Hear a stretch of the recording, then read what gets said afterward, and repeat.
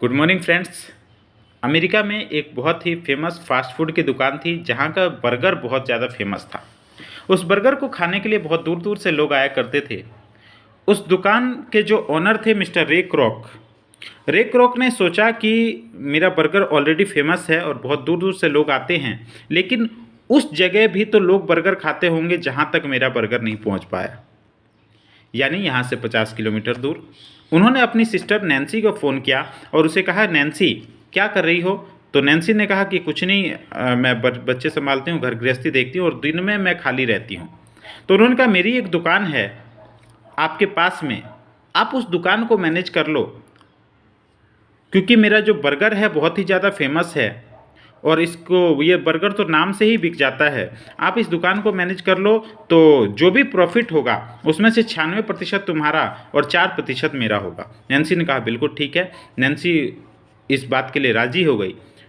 रे क्रॉक ने सोचा कि यहाँ से भी दूर 50 किलोमीटर दूर मेरी एक और शॉप हो जाए तो कितना अच्छा हो, क्योंकि वहाँ पे भी लोग बर्गर खाते होंगे, तो क्यों ना मैं वहाँ तक भी पहुँच जाऊँ। तो उन्होंने अपने एक दोस्त को फ़ोन किया और उसे बोला, यही ऑफ़र दिया कि भाई मेरी ये दुकान है, इसको तुम मैनेज कर लो, बर्गर तो ऑलरेडी फेमस है, बिकता ही है, आप इसको अगर संभाल लोगे तो जो भी प्रॉफिट होगा उसमें से 4% मुझे दे देना और 96% तुम रख लेना।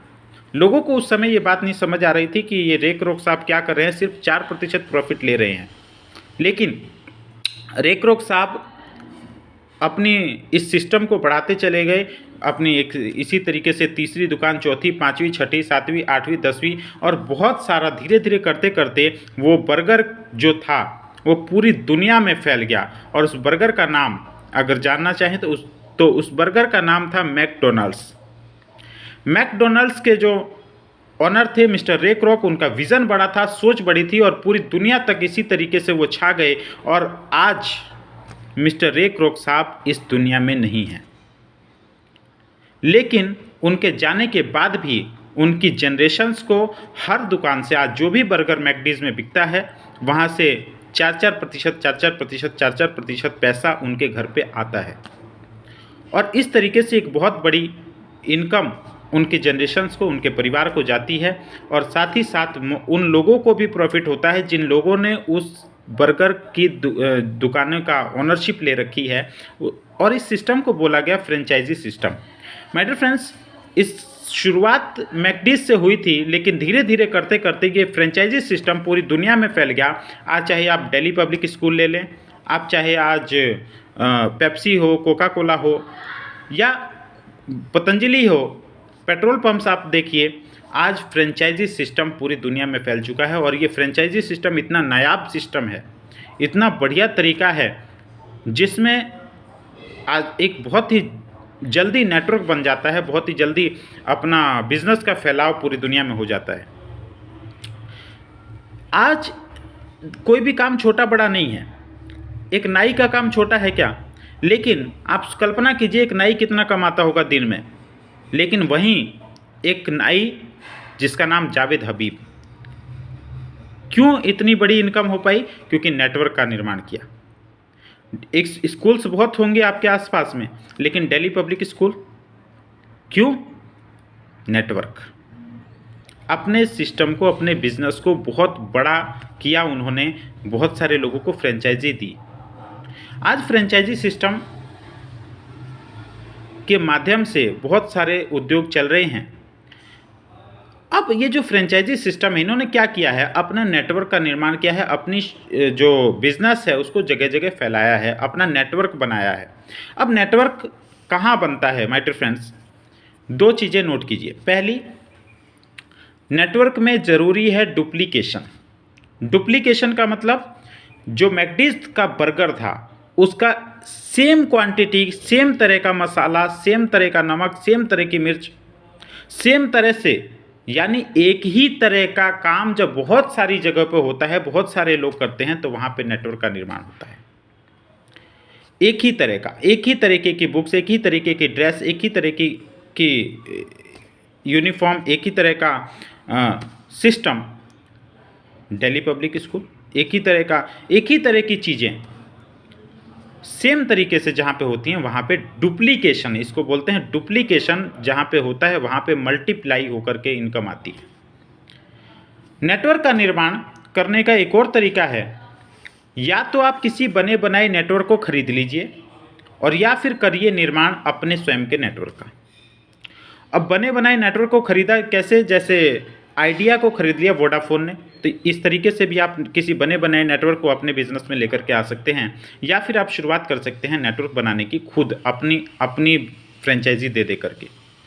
दोस्तों, आज के समय में अगर किसी को फ्रेंचाइजी लेनी हो तो लाखों रुपए की सिक्योरिटी देनी पड़ती है, फिर लाखों रुपए का इन्वेस्टमेंट देना पड़ता है, फिर उसमें टाइम भी इन्वेस्ट करना पड़ता है, तब जा कर के आप फ्रेंचाइज ओनर बनते हैं। लेकिन एक और तरीका है जो कि हर व्यक्ति कर सकता है, जो कि जिसमें किसी पैसे की इन्वेस्टमेंट की ज़रूरत नहीं है, किसी तरह का लागत नहीं लगती है, और इस सिस्टम को बोलते हैं डायरेक्ट सेलिंग बिजनेस।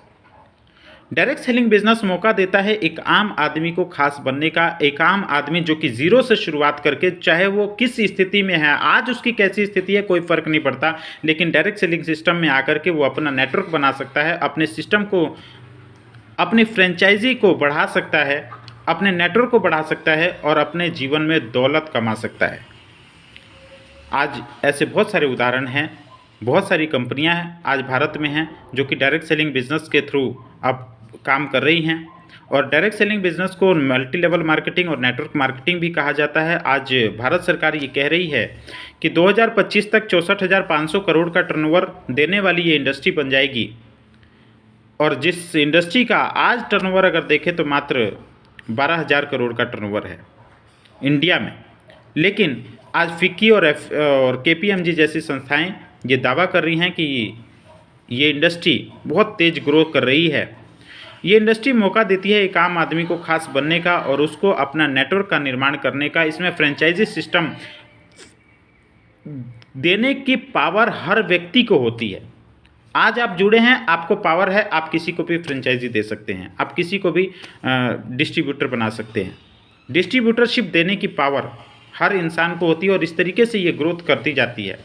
डुप्लीकेशन इस बिज़नेस की है, ध्यान रखिए। अगर आप नेटवर्क मार्केटिंग में आते हैं, डायरेक्ट सेलिंग बिजनेस में आते हैं, तो आपको अपने जैसे लोग तैयार करने हैं, डुप्लीकेट करना है अपने आप को। आपको डुप्लीकेशन करना होगा, सीखना होगा। सीखिए, सिखाइए और पैसे कमाइए। डायरेक्ट सेलिंग में एक चीज़ कहा जाती है, अपलाइन से सीखो कैसे, अपलाइन से पूछो कैसे, और डाउनलाइन को बताओ ऐसे, और बीच में कमाओ पैसे। डायरेक्ट सेलिंग बिजनेस में जो भी कंपनी हो, उसके प्रोडक्ट बहुत शानदार होते हैं, कीमत बहुत वाजिब रेट की होती है और हर अफोर्डेबल दाम पे प्रोडक्ट्स मिलते हैं, और साथ ही साथ रेंज बहुत बड़ी होती है।